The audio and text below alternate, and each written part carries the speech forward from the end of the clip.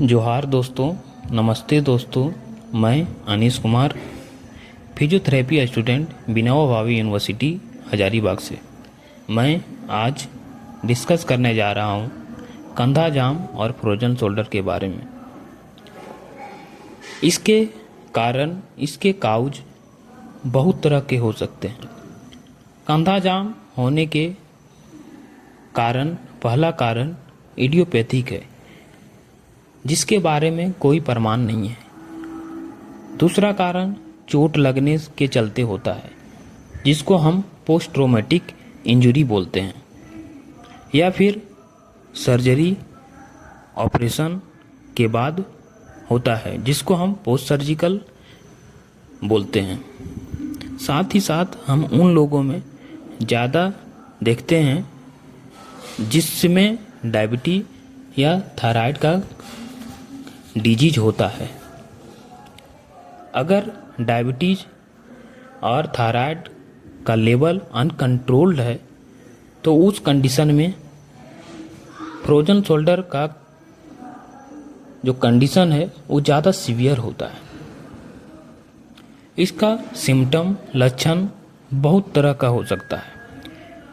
इसका पहला सिम्टम तेज दर्द होता है, हाथ नहीं उठता है, हाथ का मूवमेंट कम हो जाता है, हाथ का मूवमेंट रिस्ट्रिक्ट कर जाता है, रात में दर्द करता है, सोने में प्रॉब्लम होता है। ये सब सिम्टम है फ्रोजन शोल्डर के, कंधा जाम के। इसका ऐसे कंडीशन में एक्टिव और पैसिव मूवमेंट कम हो जाता है। एक्टिव मतलब आप खुद से हाथ नहीं उठा पाइएगा। पैसिव मतलब कोई हाथ आपका नहीं उठा पाएगा, क्योंकि आप किसी को हाथ अपना उठाने नहीं दीजिएगा। आपका हाथ बहुत ज़्यादा, आपका हाथ में पेन, दर्द रहेगा। इसका इन्वेस्टिगेशन, डायग्नोसिस बहुत तरह का है।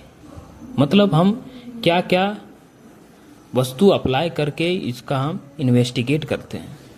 तो फर्स्ट डॉक्टर फिजियोथेरेपिस्ट जो इन्वेस्टिगेट करता है, वो फर्स्ट होता है एक्सरे करवाता है। अगर एक्सरे में प्रॉपर इन्वेस्टिगेट नहीं कर पाता है, डायग्नोस नहीं कर पाता है, तो फिर एमआरआई करवाता है। उसके बाद फिर सीटी स्कैन करवाता है। उसके बाद हम ट्रीटमेंट के बारे में जानते हैं कि डायग्नोसिस के बाद हम प्राइमरी ट्रीटमेंट इसका क्या कर सकते हैं। तो आप अगर घर पे हैं तो इसका प्राइमरी ट्रीटमेंट आप कोल्ड थेरेपी अप्लाई कर सकते हैं। कोल्ड थेरेपी मतलब आम भाषा में आप बर्फ लगा सकते हैं जिस जगह पे आपका इंजरी हुआ है, उस जगह पे। उससे क्या होगा कि आपका एक्यूट कंडीशन में, अगर जैसे आप अभी गिरे या फिर कहीं आपका इंजरी हुआ, उस कंडीशन में आपका स्वेलिंग और दर्द नहीं होगा। इसीलिए हम लोग कोल्ड थेरेपी अप्लाई करते हैं।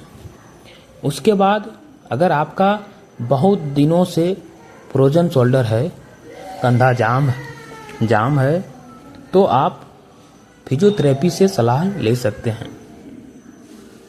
इस 90% केसेस में फिजियोथेरेपी के द्वारा ही ठीक होता है।